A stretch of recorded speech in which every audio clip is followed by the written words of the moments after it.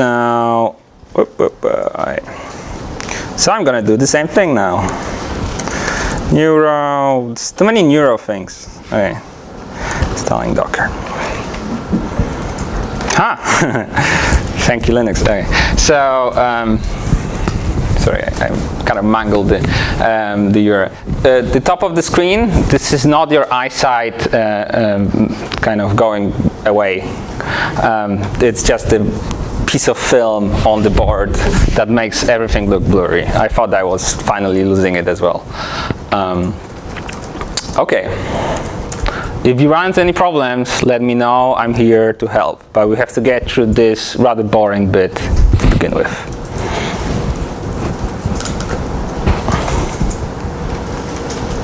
You good? You done? I think so. Excellent. And when you are done, do this.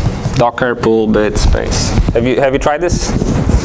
All right, try this. That's the ultimate test.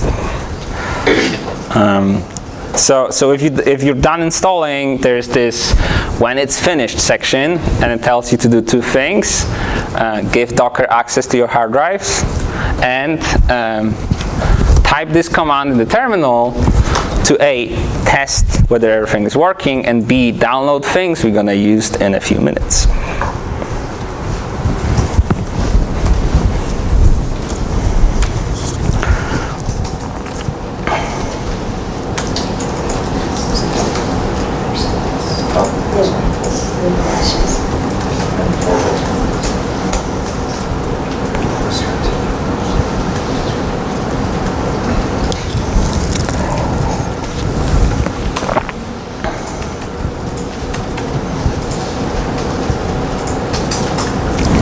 You done? You good? You good? Is it pulling? Yeah, good. Is it pulling? Do you have access to the hard? Did you give it access to your? Okay. Cool. Cool. Is it permission under file share? No. Yeah. So on Mac, you go to the preferences.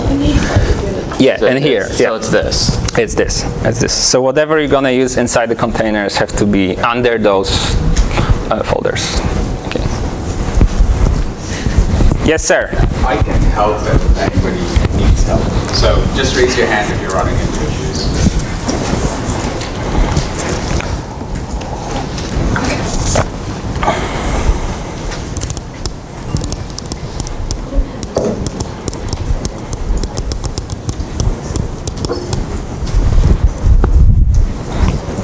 Sorry, you don't have that? Windows. Yes. Yay. Oh, okay. Yeah, I'll catch up. I see. Okay, Hyper-V. I see. Hyper-V. It shouldn't take too much time. Maybe you should plug in. Maybe that could help. It's like here that they throttle otherwise.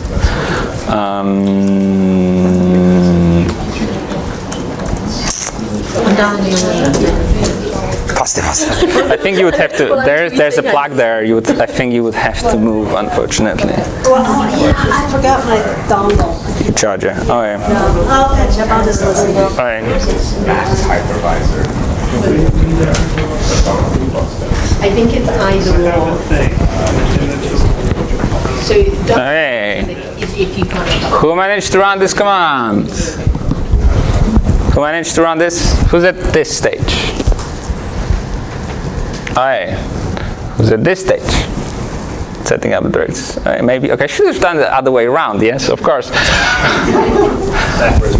Who finished the installation? Yes. Alright, it's good. Good progress. Good progress. I guess my question is for the settings shared drives. Yes. I assume it's in Docker itself, like its settings, right? Yeah. So can I? There's things on the list, like always. Can I use yours just for a second? So, technology. Wait. All right. So this is a Mac. Maybe. Is this helping? Yes. Crystal clear. It's in focus now. There you go. Okay, this is a Mac. This is a Mac. So I've installed Docker. So therefore Oh, there we go. I've got this icon at the top. It's hidden somewhere. It's hidden, but you will see an icon with a whale and boxes on top of the whale. Don't ask any questions. Okay, and then you go to preferences, another whale, a very cute version of the whale, please mind. And then you go to file sharing, and here you have the folders. So wherever you usually store your data or your files, please add this folder into this file sharing options, unless it's already under one of those folders listed here. Yes? Okay. Do you have an equivalent link for Docker Toolbox?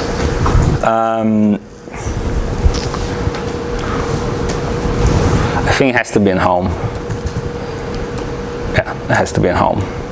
Yeah. So there's a little difference on the Mac between Docker for Mac and Docker Toolbox. All right. So we have someone using Docker Toolbox? There are a few folks without Yosemite or higher. All right. I just got it working on the Mac with Docker Toolbox. If you click the left icon that comes up when you download, the terminal one, that'll set up the installation to access your local disks, and then you just run his command of full bids SSL in that terminal window. Then it's Yeah, down. but with folders it has to be in the home directory, but we're gonna get back to that. All right, so this is the file sharing, and I will return your laptop now. Is anyone else using Docker Toolbox for Windows? I'm having difficulty. I'm also having difficulty. Okay, let me. Could you just move there and we can brainstorm this together? So I clicked on Docker Quick Start. So I downloaded Docker Quick Start. This is going to give me an error where it did last time. Yeah, Power Oh, I got up. a different error. brilliant. I have like, yeah. Okay. And then if you press any key to continue, then it doesn't do anything. Okay. Okay. Do we need I think we need VirtualBox. Oh, Doesn't mean that that's where it is, but Or does it install it for us? I thought it. Yeah. Yeah, but maybe you need to open. Do you need to have it running? Oh. Okay, let me just try. Ooh. Like, can we just? Are we doing? Like, are we needing? Like, It we doesn't do seem that it was installed. Okay, let's start. Can we start from Let me just. Every time I do this, it's gonna go through this room. Your terminal. and I couldn't use the Docker for Windows specifically because I have a home edition. I see. I got that same. That's the same for me. So it's a Docker wait. toolbox. Docker Toolbox. Yeah. Get Docker Toolbox. And then the Windows. Oh wait, sorry. I did exactly Alt the habits. Alt habits. Did it work for you? And then it just downloaded that, installed. Oh, there you go. Oh, wait. Oh no, it's You're saving over PyLab. Docker Toolbox 112. Yep, so that's what I have. It took a while to download.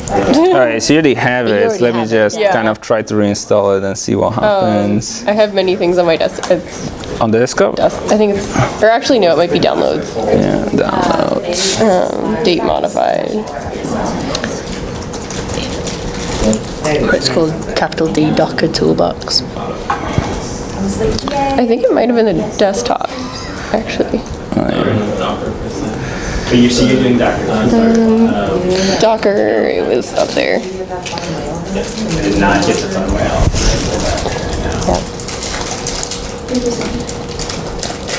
Although, because I think, I have said like this. Can we do everything at the command line? Like if I SSH into my virtual machine, or not virtual machine, into my Linux box at work, Okay. would I be able to just install it on that? That's fine. Say it again? Like, if I, can we do everything at the command Yeah. line? So if I just SSH'd into my machine at work, that's Linux. If you can install stuff on it, Okay, yes. then maybe I can Oh, see, do that. we probably didn't take this. Oh, no, I did not Okay, take that. okay. I I did the same. I did the same thing. Okay. I went with the defaults. And Yep. So, okay, so now Alright. I think we're both, if you click on I install. clicked on it, but the computer's a bit, It's just having, it doesn't like me, I think. Okay. It's, It's because you spoke ill of Windows machines. actually, he was okay about it. she heard me before, okay. No, I said the others are cool. Okay, I'll move on with the theory. You guys stick together and... Okay, excellent. That's fantastic. Okay, so we have people moving forward. Who's stuck? Who's got still problems running stuff? Did you run this command and did it succeed? Yes. Yes? Everyone run this? Yep. Yeah. Okay, we'll move on. We'll get back to you. All right. Okay. So we're here, and now we're going back to slides. Yay, slides. Okay. All right. Fantastic. Okay, so I'll give you a little bit of introduction, theoretical and historical introduction about where is this coming from, what kind of problems is this technology trying to solve, what was this actually designed to do, and why the hell should we care? Yep. So let me begin with virtual machines. So back in the days where people were developing software or trying to test things on an operating system or a particular hardware configuration they did not have access to, they would simulate the whole computer in software. The same way we simulate neurons, they would simulate computers, but they actually knew what they're doing because they're, designed the computers, so it was kind of easier. Although the reverse inference of that seems to be kind of tricky if you read that paper. Would a neuroscientist understand a microchip? Excellent read. Okay. So, virtual machines are nothing else than just simulating a whole computer with all of its hardware in software. And this allows you to run Linux under Windows, or Windows under Linux, or Mac under Windows, etc., etc. And it was quite useful for many of these software development situations. Because we are simulating the whole hardware in software, things are rather slow. And this is improving. There are more technologies to make it faster, but because there's this overhead of, this is how a hard drive interacts, or this is what signals does it give to the software, and I have to code all of that, and that all has to be simulated, there's a performance overhead. The other thing is that those virtual machines are big, because they don't share any software between the host and the actual virtual machine. Because I have Windows on my host, but inside my virtual machine I have Linux, so there's actually no overlap. But even if I had an overlap, that wouldn't matter because my virtual machine has to be completely contained. Speaking of contain, it is fully encapsulated. Since I am simulating everything, I tell it, well, the machine I'm simulating is a 2-core and 4 gigabytes of memory. And this is what this machine has access to. Of course, if you're simulating a 16-core machine on a dual-core laptop, that's not going to quite work, or this will not perform as a 16-core laptop, but will look like one to the virtual machine that you are trying to run. And because you are simulating all of the hardware, so when you boot a virtual machine, you go through the same boot process a normal computer would do, with the beeps and with the BIOS and all these things that are a bit more hidden nowadays. But back in the times, there were beeps and there was a lot of text. You guys remember the text going through and weird errors? And love them, especially the shade of blue they use in BIOSes. All right, so those are virtual machines, and this is the kind of first attempt to do this containerization, or basically trying to contain dependencies. and as I said, that was used. I finished my presentation. In the beginning, I said it was very useful for doing cross-platform development. So I'm a developer. I use Windows, but I'm developing for Linux. Can I test it on Linux? Can I test it here? Test it there? And it's still being used. For example, if you develop apps for Android phones or iPhone phones, what you simulate those phones in software.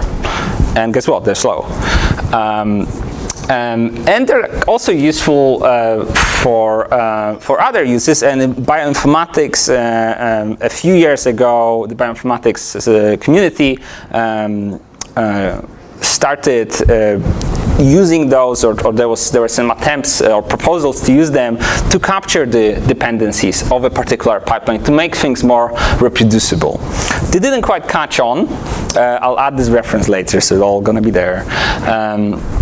Another use that we personally took advantage of was for a workshop like this, where we just went through the whole installation process. Now imagine I have to install FSL, FreeSurfer, ANT, and all these different things that I need to teach my neuroimaging data processing workshop. Now, that will take half a day, basically, and then we wouldn't get everyone on board anyway. So we were teaching a 7-day workshop in Beijing. So what we did, we created a virtual machine image that had everything, and just distributed that image. And even though it was slower, it was fine because it's just teaching. Yeah?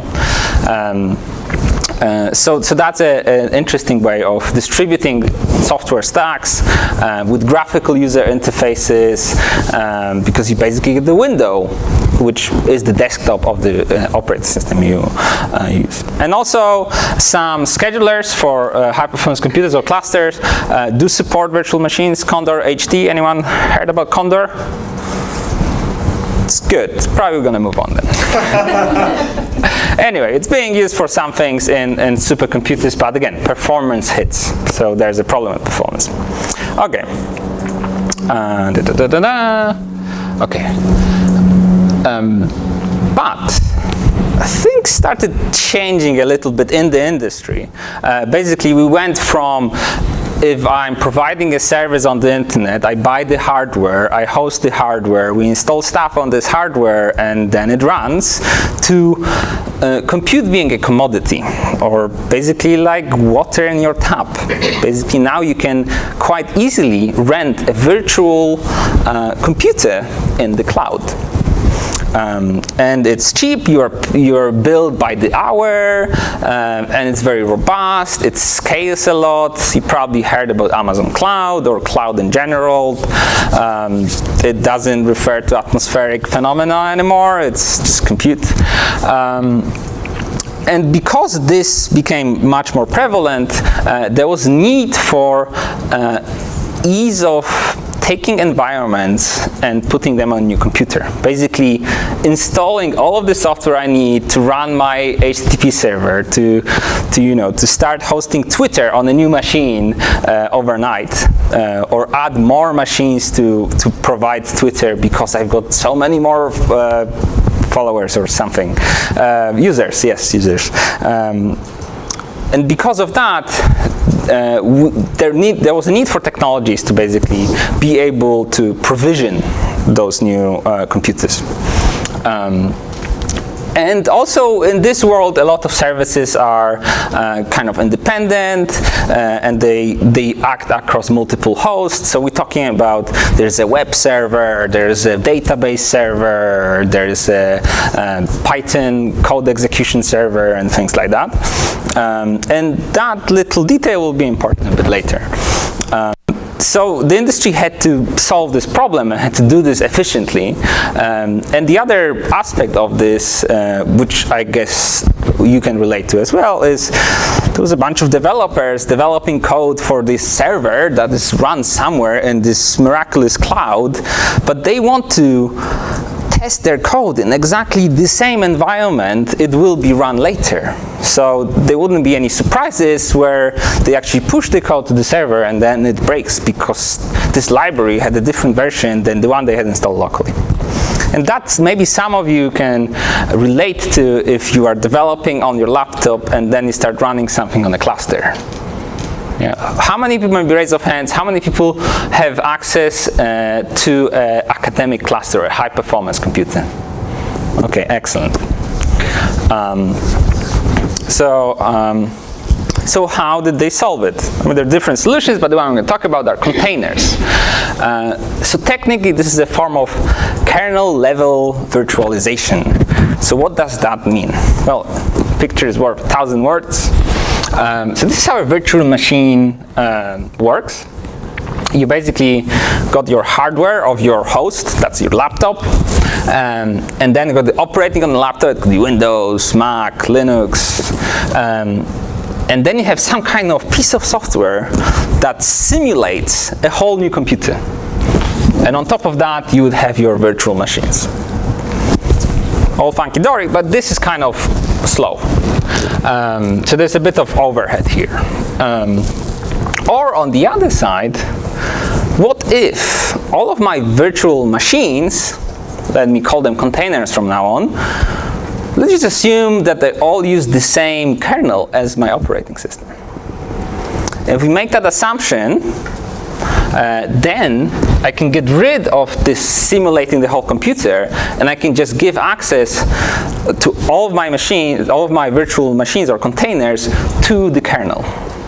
So they all share the same kernel, and now the overhead is much smaller, the performance is much better. I still get the virtualization, they still have the software stack, so they still have all of the software they need, each of them different, and they still can run in a fairly independent mode.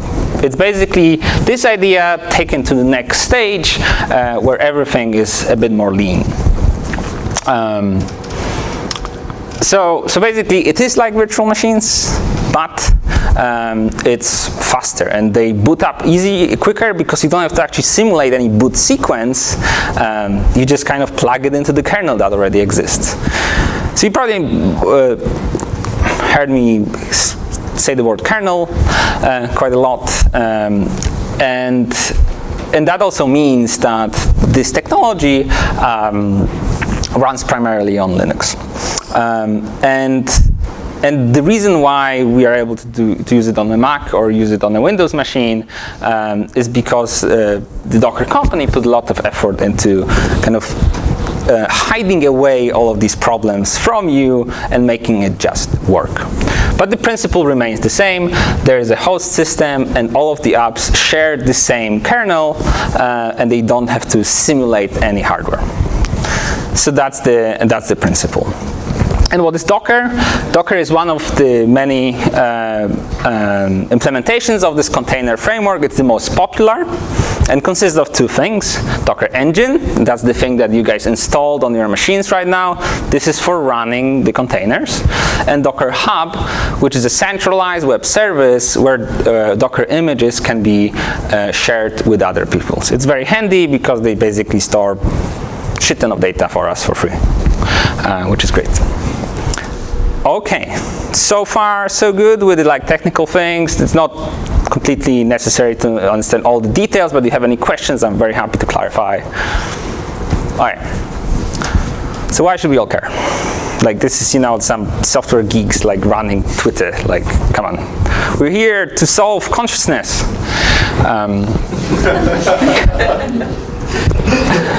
Why should scientists care?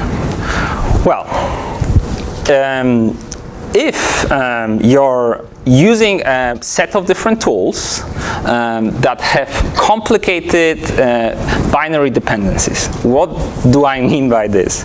So this is an excerpt from the HTTP pipelines webpage describing you how to install this behemoth. And it tells you in the beginning, this version of Python requires versions 5.0.6 of FSL, not version 5.0.6 or greater.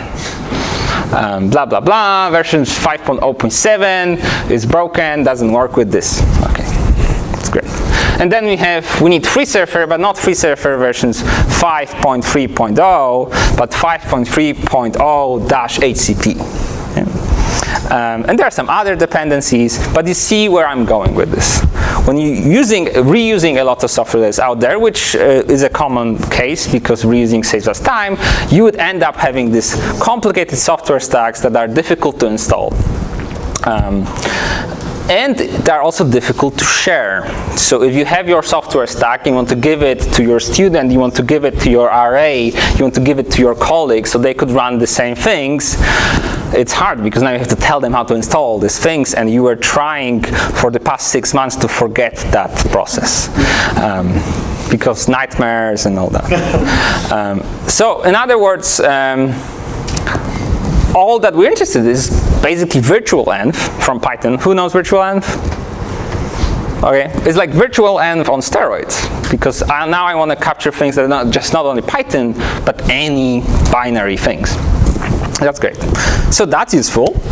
And then the other point is, imagine you're running a longitudinal study, you're analyzing data on the go. This study takes 1.5 years. And just when you switch between acquiring data from controls to acquiring data from schizophrenics, your software administrator upgraded FreeSurfer on the servers from version 5.2.0 to version 5.3.HCP. Yeah, you find differences, they're significant, but what are you comparing? Controls and schizophrenics or version of FreeSurfer? So it's good to keep that stack the same. And I know labs that never upgraded SPM since version 8 or something, or 9.9, sorry, 9.9, yes, SPM 9.9. Any fans here? Yeah. That's a classic. Because they're running studies and they want to keep that in touch. So if we could capture all of this in nice packages or boxes and kind of switch those boxes depending what studies we use, that would be quite useful and will make our results more consistent. Finally, you can help other researchers reproduce your science. So if you care about these ideas, if you can provide your environment with all of these dependencies, it would be easier for other people, if they have access to your data, to basically reproduce or replicate whatever you did. Which seems like it's something that will be important for science as a whole. So this is why we could care about this. And maybe some of these things are appealing to, maybe not. The other thing that I haven't quite put here is what I described when you're developing, basically prototyping a pipeline analysis stream on your laptop using your favorite IDE or editor. It's all nice, you feel at home, it's great, it's your laptop, you drink coffee, it's fantastic. Yeah, you finished, and then you push your script to your local cluster, which most of you have access to, and now you want to run it on those 30 or 100 subjects you did, and then it crashes because the version of this is not available, or you assume this path is going to be there, but it's not there. We've all been through those iterations. And now if you could capture all of that environment, use it locally, and then just push it to your cluster, wouldn't that be nice? It would be nice. All right. So those are the problems that we are trying to solve here. And let's not fool ourselves. There's not much more to it. We're not, sadly, solving the consciousness. But it can be very useful and can improve reproducibility of science. Okay, so now we're going to go into hands-on. It's very exciting. Unless there are any questions that I can help with. The whole Silicon Valley is absolutely crazy about containers. So I had to tone it down a lot. All right, great. Whales with boxes on them. Let's do some hands-on and see how all of this works. Okay, how are you guys doing with could you open this website, basically part 3? Yeah, I that works? You're in, okay. We can do that, figure that out later. Yeah. Okay. Anyone else did not succeed with installing stuff?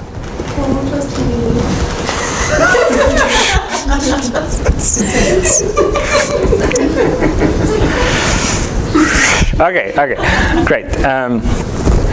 So let's start by pulling and running a container. Yes. Everyone has access to the website.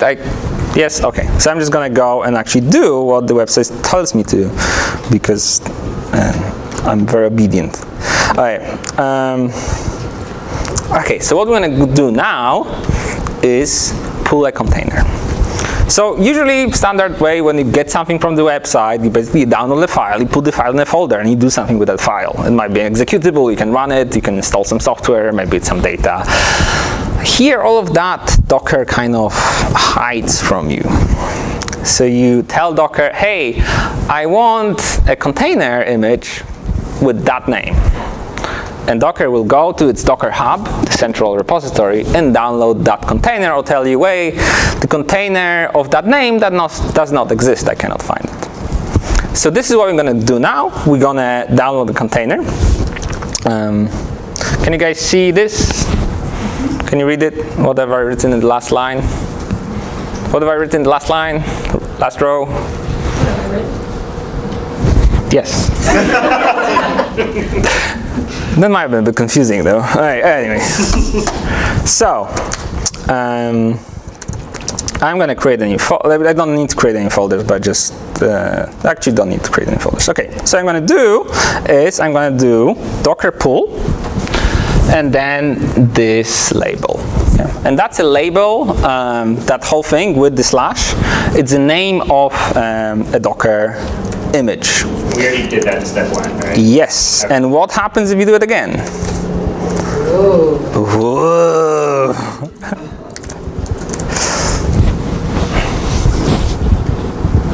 This should happen if you already did it in the beginning of the workshop.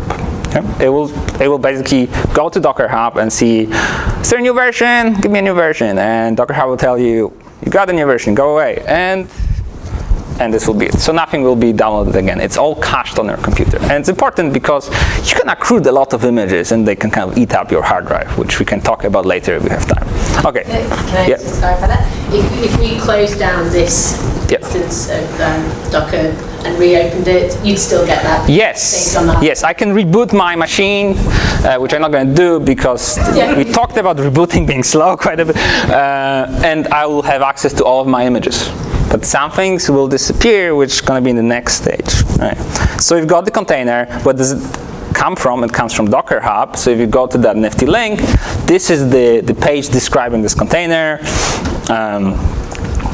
I've created it well, and it contains FSL. So this is where it lives. If you want to see all of the images I have, I can do Docker images, and it will list you all of the container images that you have downloaded. And I have a couple more than you guys probably. Okay. Now, I've got this container, but I want to do something with it. So I want to go inside it. I basically want to start a shell prompt or a command line inside the container. So the command is on the website, but it basically looks like this. Docker run, because we're running a container. Magic parameters that we might explain later. And the name of the container. Okay, is that it? Yeah. And well, it's kind of underwhelming what happened because there's a prompt. Yeah. There's a prompt and I'm inside the container. And now, for the next maybe 3.5 minutes, I would like you to play around inside this container. List files, compare them with the host system. There's a series of questions in this section. For example, can you run FSL tools such as bet inside it? Try it. Play around. Can you access files from your host computer? And now, can you create some files inside the container, then exit it, typing exit, run it again? Are the files still there? All these fascinating questions that have been bugging me for years. So play around, try it, and then after 3 minutes and 15 seconds, we can go through this together. All right, there was a question somewhere. I saw a hand. Yes, question? Cannot connect to X server. Is that to be expected? Sorry? Cannot connect to X server. That is not expected. Command. Oh, what command did you try? FSLD. Excellent point. We'll talk about X servers and graphical stuff. Right. Short answer, it's not that portable. Yeah. It's mostly for command line things. It's possible, but you have to install an X server on your host machine. So if you have a Mac, you have to install like X Quartz or something like that. If you have Windows, you install XVVS something. And pray for the best. Sometimes it works. It's a bit sketchy. It's less portable because they have to install this extra software. But what I'm going to focus on today is kind of command line stuff. So try other commands from FSL, like bet, or fast, or fugue, or FSL maths, or what's your favorite command?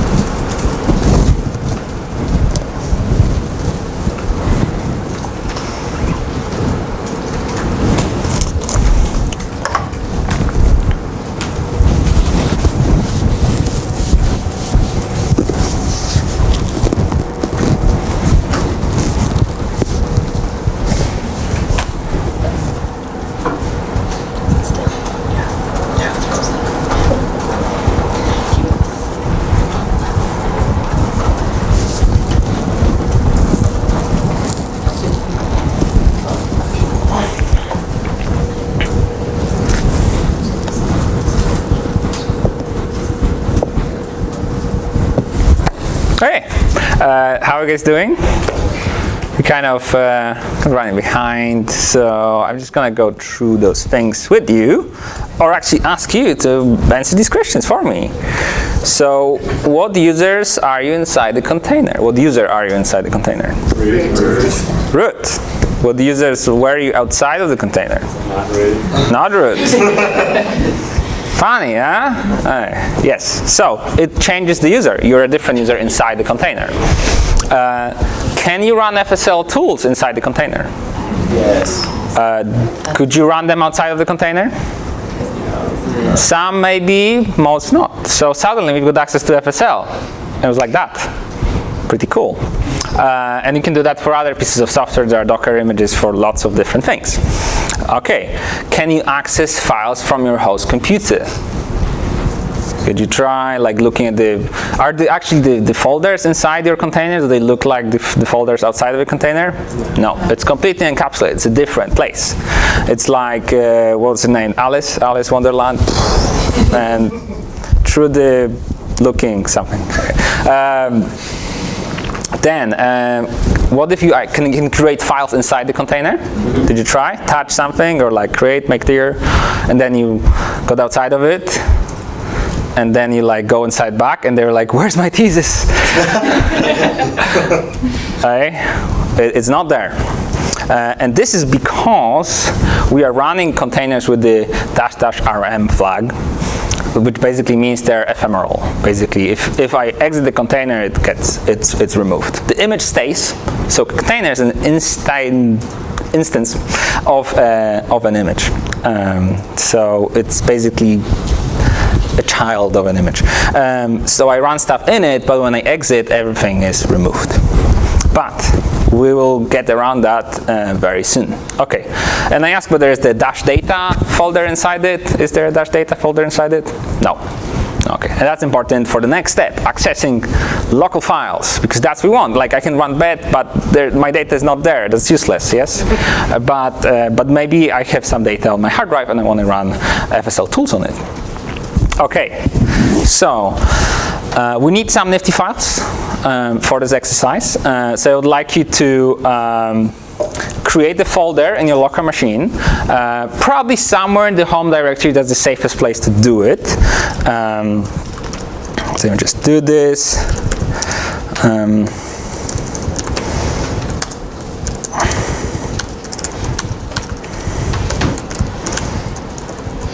All right, I've created a folder called test docker, and I want to put some nifty files inside it. If you don't have nifty files on your laptop, then we're just going to download some. You can go to neurovault.org and find the statistical map or whatever parcellation thing you want, and just download it. Being asked to tell an unpleasant truth about another person activates internal insulin medial prefrontal cortex, which is a publication from, what is it? Frontiers. Anyway, there's a map here. It's just for testing purposes, just to quickly get data. I can download this, and I can put it in the folder I've just created. If I knew where that is. Okay. So, let's see here, and then I can copy. What did I con?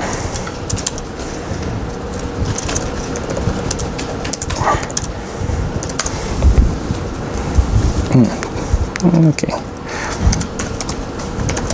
All right. There's also a direct link to a map if you don't want to like look at stuff and just kind of download something directly. You can just click this one, and then it's another map. This one is from HCP. Anyway, it's a map. It's a nifty file. It's a type of data that we would commonly use. It's just to run an example. So I've got the folder. It's somewhere under my user account, whether it's Windows, Mac, or Linux, and I have a file inside it. Yes? All good? So what I'm going to do now, I'm going to mount a directory. So I'm going to run my container, but I will give access to that container to a particular folder in my hard drive. So mounting means that I need two things. I need the path to the folder on my host file system, and the path to the folder where it will be visible inside my container. So I do this, docker run magic, more magic, and now -v is for mounting volumes, v volumes. We start with the path for we start with the path for the local. Sorry, I want to see users, my childhood nickname, and test docker, and now colon, and now where this data should be inside the container.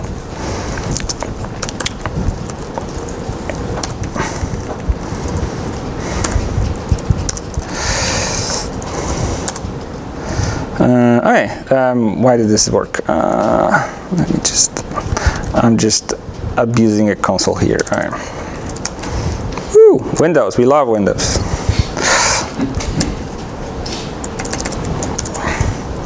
This should look a bit more familiar for, like seriously.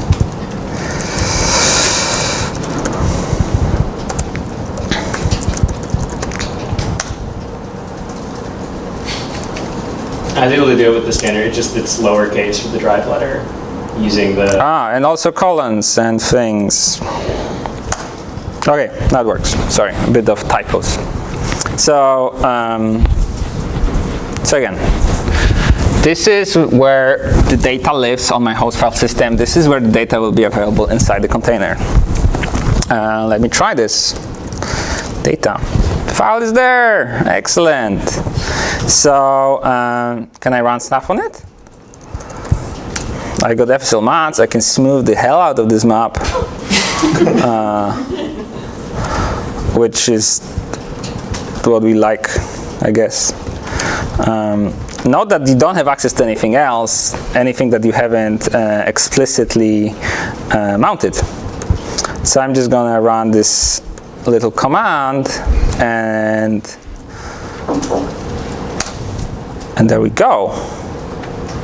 Okay, try doing that yourself, and then see on your host file system, is there a new file? Does it look smooth? Is it different? Did you just use FSL on a machine that didn't have FSL installed? Isn't that great? All these questions. I can actually show you that right now, but you guys should follow. If you don't, muscle memory, if you don't do it, then you know, that doesn't quite work. Where am I? Okay. So it was where? C, users, philo, and test Docker. And hey, I've got this new image. And I can view it. Wait, no. And it looks very smooth. Woo. Okay. Did you guys achieve that? Did that work? Some nodding? All right, great.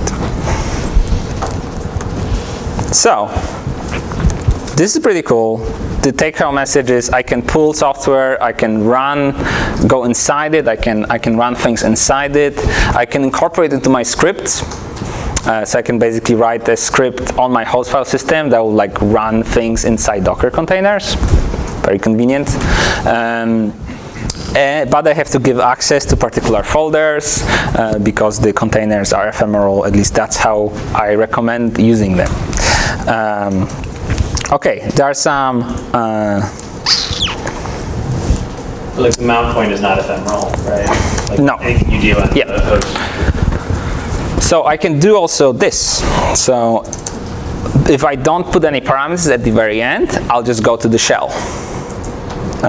At least in most containers, that depends on the container, but most of them will drop you in the shell.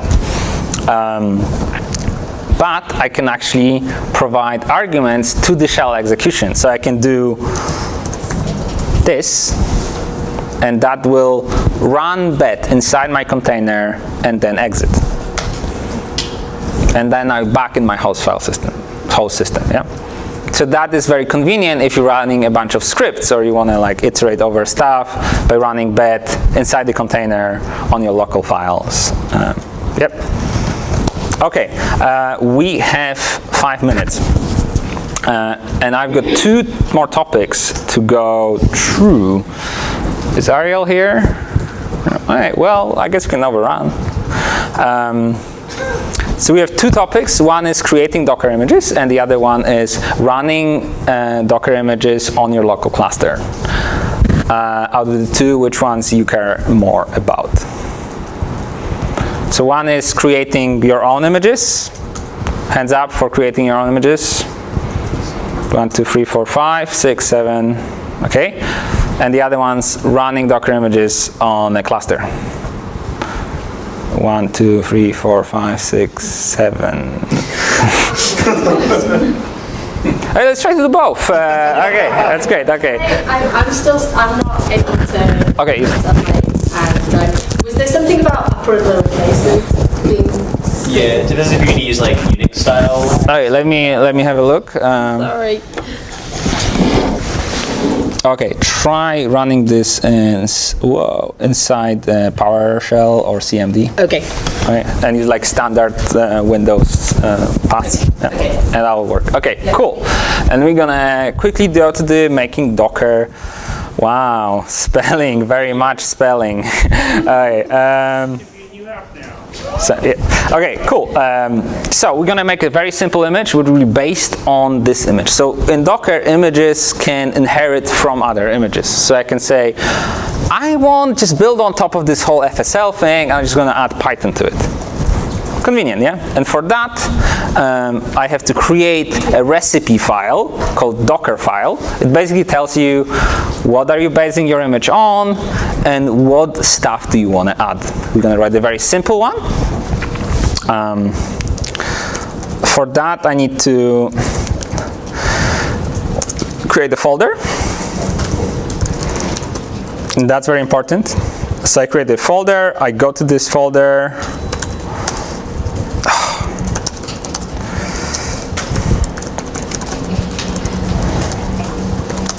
Okay, it's empty, it has to be empty. And then I start, I'll open it, I'm gonna run an editor and I will just copy paste this text. Okay, so what does this mean? Can you guys read this? Obviously it's blurred, it's not you, it's the screen. Look, blurry. Oh, I'm young again. Okay, so the first line tells you which Docker image am I basing on. So I'll have everything that is in that image plus everything that I'll add below.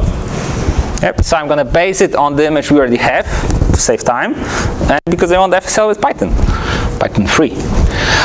And then I can run commands inside the container, and those commands will be safe. So they're not ephemeral anymore.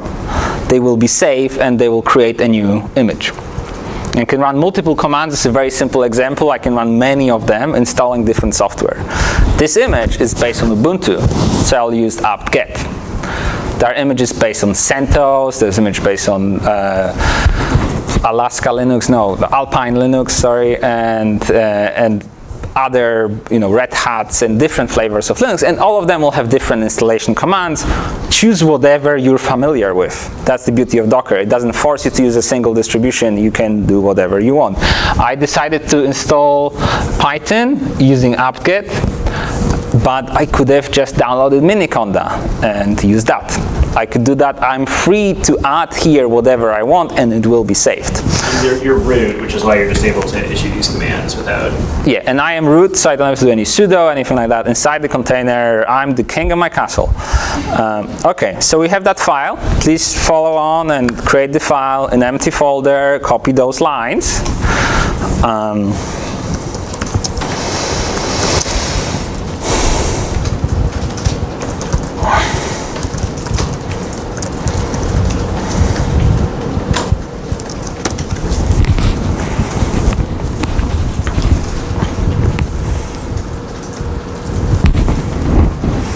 So this is the file. We all have the file. Has the lines. Just copy paste from the web page. Okay, and now we want to build it. So to build a Docker container, I'll just do Docker build -t, and that -t gives it a name that defines what will be the name of my new container image, and then a path to a folder where my Docker file lives. And that path is current working directory for me, so I'll just put a dot. But I could do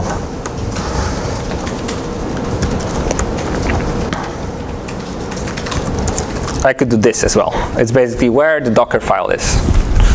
So let me do this. It runs very quickly. It might not run very quickly for you. Let me just simulate that behavior. Oh, it's installing stuff. So first it's updating the sources, and then it'll download the software. It will do whatever you do in the run thing. There are other commands, but run is the one that you will use more often. You can do it. You can use it to install software, unzip packages, download things, whatever. And it's done. And now, if I do this again, boom, it's very quick. Why? Docker caches everything. When you build an image, each time you build an image, every line will create a layer that is a difference between the previous layer and this one, and it will cache that layer. And that means that can explode in terms of like hard drive consumption. So you have to sometimes remove all of the layers that you don't use anymore. So it caches that, which is nice because now I can add something here to, for example, run apt get perl install -y perl, and we'll just work on top of the previous layer, so I don't have to redo that. So install perl right now, yeah? But if I change something here, and that change can be as minimal as basically changing a single character, which is a white space inside this command, because what Docker does, it takes a hash of that string, and this is how it identifies that this didn't change. So I change this, and now it installs Parallel again, takes my previous version of that layer and adds it. Okay, so we have that, and now the exercise for you guys, you know how to run shell inside a container.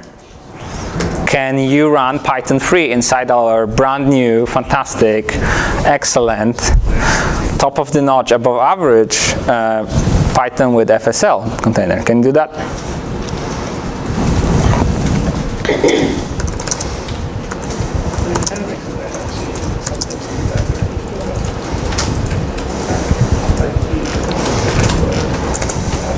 How did I call this thing? Python with FSL. Right. Underscores. Yep. And what? Sorry, spelling. Yay, Python 3. Yay! All right, but also Perl. It's still loading. Actually, it is load. It's just maybe, I don't know. Perl is weird. Okay. So yes. In practice, do you recommend, like, let's say you have a stack. Do you recommend having like an image with all that full stack, or separate images with each part so they can explode otherwise in your arc? It's a great question. So what is easy in Docker is building on top of a single image. What is impossible or very hard is combining two images on top of a third one, which makes things a bit confusing. So I would have a bunch of base images, and I actually created recently a bunch of base images like base FreeSurfer, base FSL, base ANDs, base HCP pipelines, and other bases, and I would add on top of that whatever I need. But if I need FreeSurfer and ANDs, I will have to go to that base Docker file and just copy that thing that installed ANDs and add it into my thing. So basically, yes, combining things is a bit tricky, but often if you run a lab and there's like a common set of tools everyone uses, you would have a base image for that, and then people add their own things. And those files are not that, that long, so it doesn't.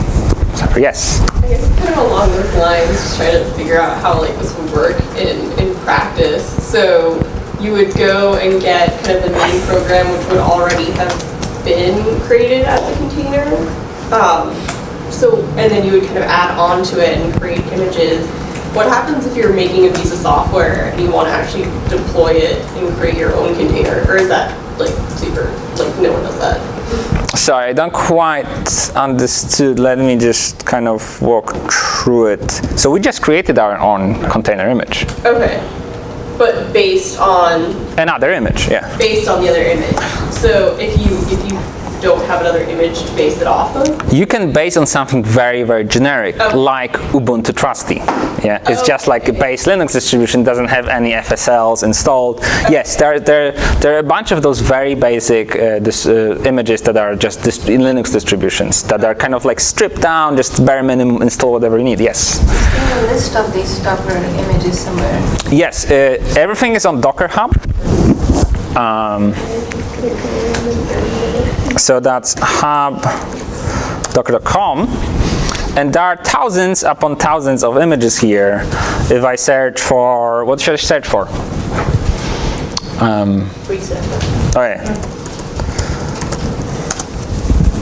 Okay, and we see here that Vista Lab, that's Brian Wandell's lab at Stanford, created a FreeSurfer image here. There's another one. This is the one I've made for a Bits app. We're going to talk about Bits apps on Friday or Thursday or something around those lines. Someone called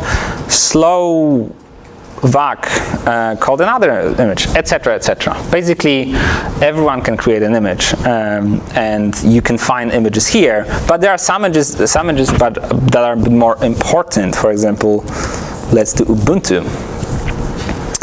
And it says official here. And that means the stamp of approval. And this is basically maintained by the Ubuntu organization, where they have those based images for different versions of Ubuntu. You have the same thing for CentOS and other distributions. Yes? What was the command you did earlier to just get the list of the Docker things that were installed that you... Yeah. Docker images. Okay. And now you can see this none. This is that layer that I used for a moment, and then I switched because I added something on top of it. So it's still cached, and actually consumes 839 megabytes.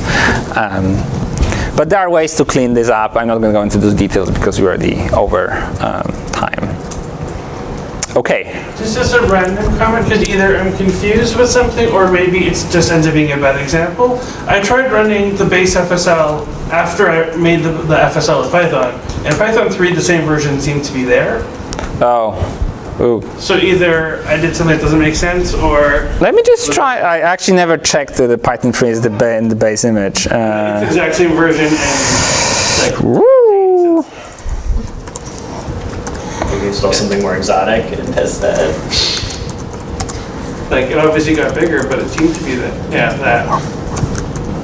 What the hell did we install?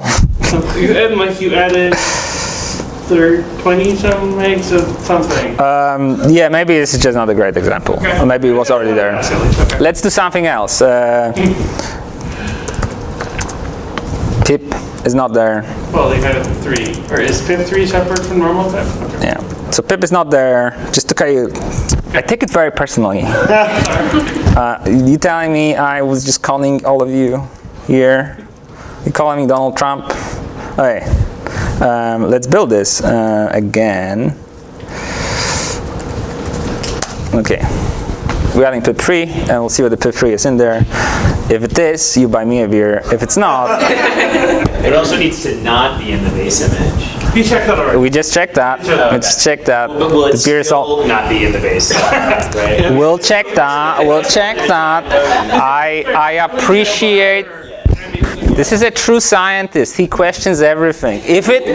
Especially when it runs, especially when it's, according to our expectations, he still questions it. It's very commendable. Just suspicious. Commendable, suspicious. Or you just enjoy poking holes in other people's work. That is a scientist thing. Pretty similar. Oh, sorry, that's the same thing. We are running, but while this fine example is running, I'm just going to briefly go through the process of running all of this on your clusters, because it's not as straightforward as everything that we saw already. And it's important for you to know, because you're going to go home excited and like, oh, I can run this on HPCs, and then you're going to hit a wall. Not literally. Okay. Excellent. We learned how to build stuff, running stuff on clusters. Okay, so Docker as a technology has its own limitations. It was developed for the cloud. It was developed by the industry for the cloud. And because of that, it puts a lot of pressure on encapsulating the whole machine and telling, oh, you can only use that many processors or that much memory. It also takes a lot of effort into arranging the networks. So you can have internal networks between all the different services. And it was designed to run on those virtual computers in the cloud on Amazon. And those are machines that are only used by a single user. You don't share it with other people. So you basically are root on that machine anyway. And that's the standard way. Which is not the case with HPCs. But what scientists actually care about is none of this fancy like user mapping, networking, encapsulation things. All we want is just capture all of my binary dependencies and be able to run that. Yes, because we're not running services, we're running just simple batch command line things. I've got proof for this, very scientific. There was a survey on Twitter with 24 votes. All right.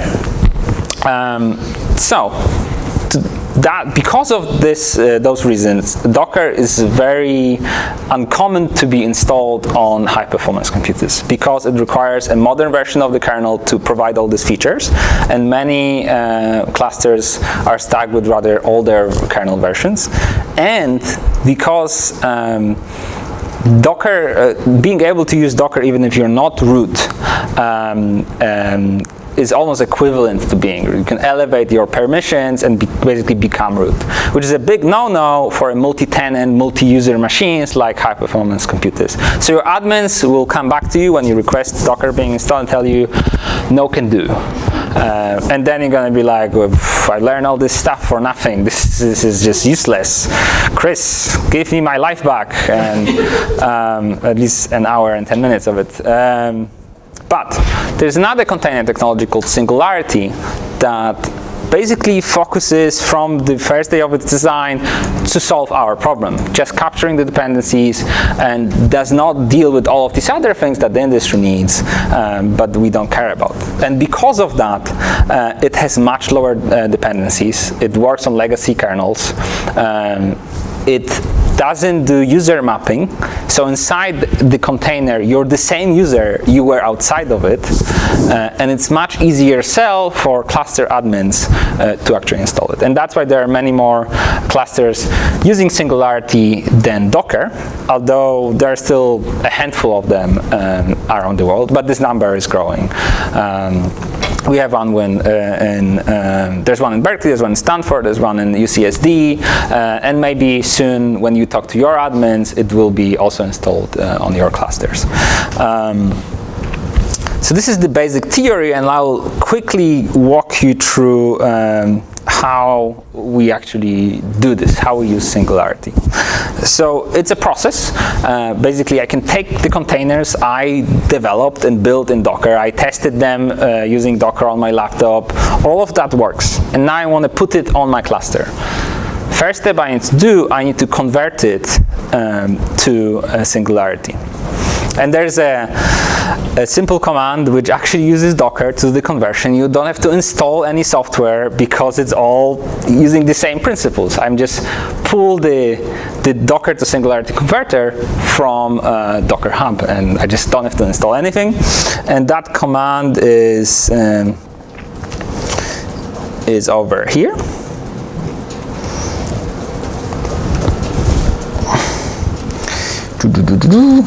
We can't see what you're typing. Can you? No? Why not? Oh, wait. That is a good point. Oh, okay. Okay, so I'm going to do Docker run, and I have to do a bit of magic, but you basically will copy this command.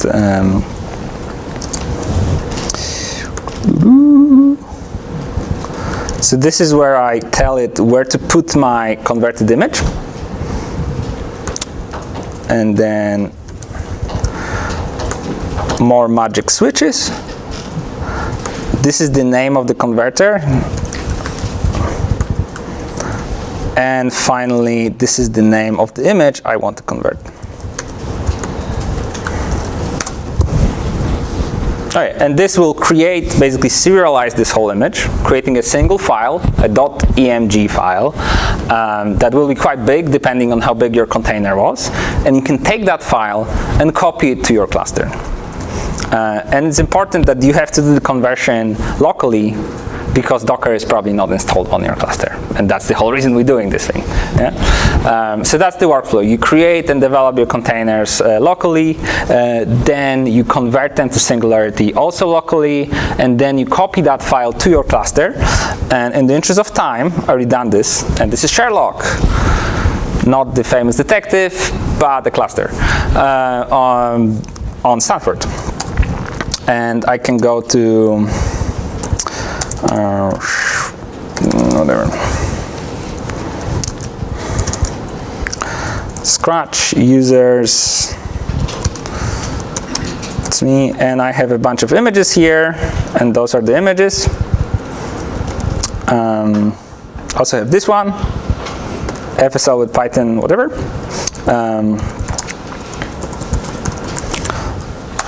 Singularity is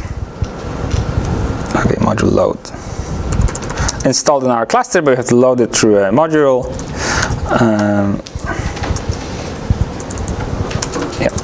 So this is Singularity, and I can basically do Singularity run this thing, and I'm dropped inside the container. Wait, what? Now I'm dropped inside the container. Well, no. And I can run that. But notice that this sign is not a hash, it's a $sign. Because in Singularity, you're not root inside the containers. You're the same user you were outside of the containers. And that's one of the reasons why your admins will actually not give you a hard time installing it. But everything else works the same way. I still can have access to bet even though it wasn't configured on my cluster, and I can put whatever version I want, and I can keep those versions, and I don't need to bug my admins to update, install any software anymore, because I can bring it with me. I can create containers for whatever project I do and keep it this way. So this is the workflow. Like a shell script that runs all those commands every time you submit a job. It has to install on the whatever the computing node is. Well, remember that the conversion from Docker to Singularity has to happen outside of the cluster. No, I mean like once you have that command where you just ran it, you have to do that not on the head node, but on every instance that you submit on the computer. You can configure things in different ways, but I can do, instead of run, I can do exec.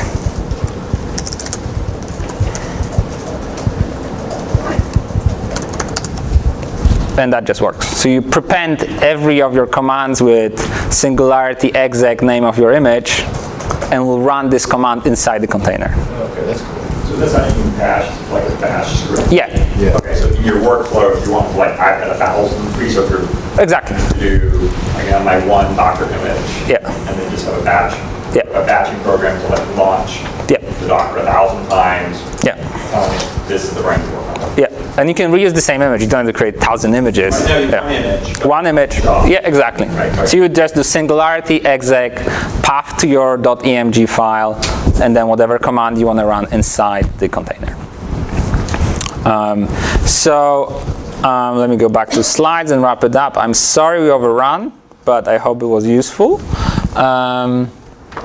Okay, in summary, I can help you basically manage your software stack, whether you have different conflicting dependencies, whether you want to move things between your cluster and your computer, whether you want to revisit the same stack years before, whether you're running a longitudinal study, and also makes your research more reproducible. So I hope this was helpful. Don't forget our official hashtag. I'm gonna make this thing trending by the end of the week. Okay, we're over time, but maybe we can discuss some questions over lunch. There's lunch, there's some food coming, or we're coming to the food. Okay. Yay!